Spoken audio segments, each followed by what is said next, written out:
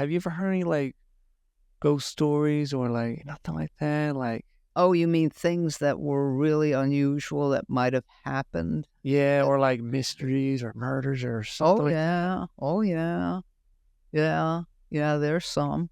I mean, the first well, I wasn't say the first murder I encountered because I wasn't around back then, but it turned out this was associated with the Dakota Hospital Association book. So there were two lawyers that practiced together. One was Jason Payne and the other one was Peter Olson. And they were also very prominent. They had a lot of land. I mean, these folks were well to do, but they were really, really close friends. Mm. Jason Payne got his law degree at the University of Minnesota before there was a law school in South Dakota. But then he came back and he taught in the law school for many years. And so it turned out there was a fellow who liked to go hunting, and he had a quit claim of land that was underwater when the flood happened. So his land was basically gone. So his thought was, well, I can have the adjacent land.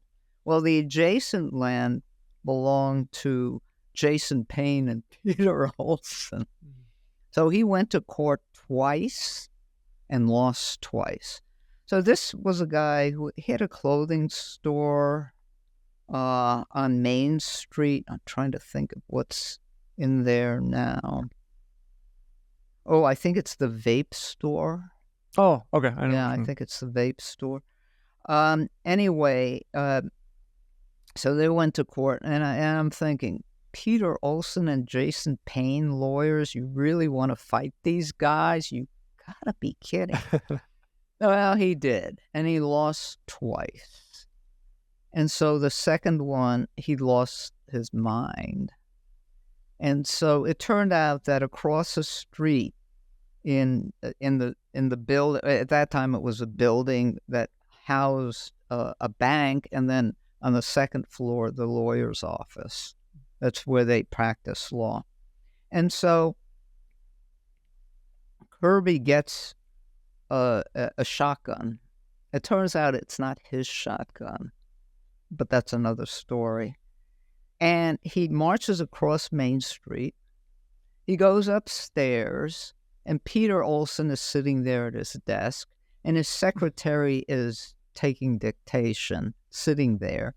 He shoots over her and kills Peter Olson. And so I went to the courthouse, and there were just a few bits of information left. And one of the things that was left was this picture of this wall.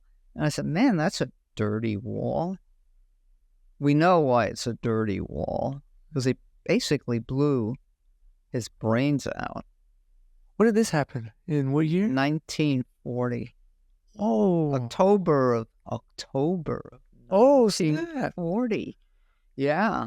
So, the secretary realizes it's time to call the sheriff.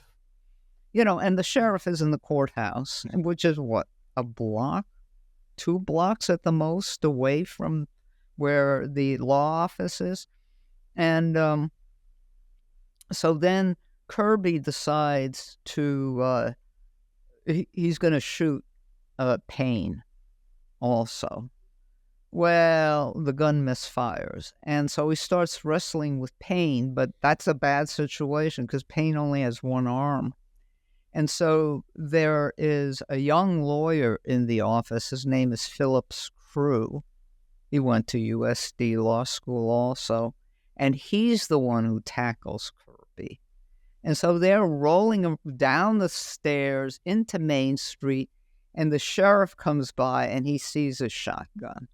So he puts his foot on the shotgun and says, what the hell? Well, I don't think he said it exactly that way. But basically, what the hell's going on here? And then they did the investigation. And so there was a trial that, that was published in the paper, different, parts of it.